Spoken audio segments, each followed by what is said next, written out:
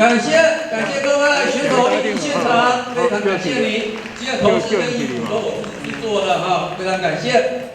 由台湾文创多元发展协会主办的2002国际文创杯设计竞赛，24日在台南市罗岗娱乐中心热烈登场。今年除了有各种动静态美学创意作品，嘛有美容、美发、美妆等项目，竞争加科学素养探究奖、甲国际创意发明奖等，奖项非常的多元。我们这次比赛已经进入我们的第7届国际文创杯了，在疫情之下，居然我们这次参加的人数居然是上次的倍数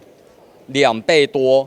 让我非常高兴。来自台北的长庚科技大学，还有高音，来自高雄的高音工商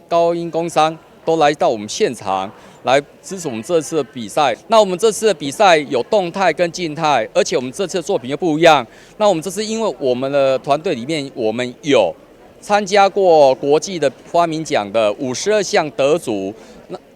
谢天杰教授，他52项得主还是接受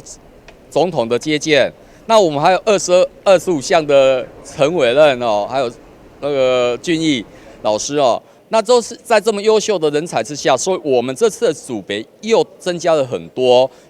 这届活动有侪间学校组团来比赛，希望透过竞赛，让学生展现技术、发挥创意，未来在毕业了后，会当更有就业竞争力。参加这个比赛啊，就是会去学到更式各样的在商业上的一些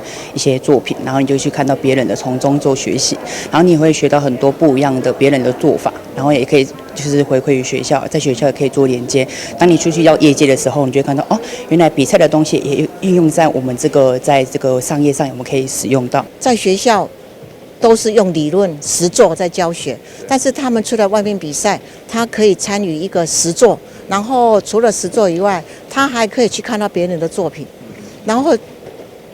借由这样子的参观，学生会提升他们在学习的动力。学生有得名，对学生未来的话呢，是更有一个肯定。这是对学生来说是非常好的机会，所以感谢呢吴理事长有这样的一个平台，让学生呢多于来参与。除了比赛，协会今年更举办观看观北美活动，希望借此号召更多人做伙投入公益，帮助需要帮助的人，让这场国际文创杯设计竞赛加了温暖甲关怀。台南新闻张硕维采访报道。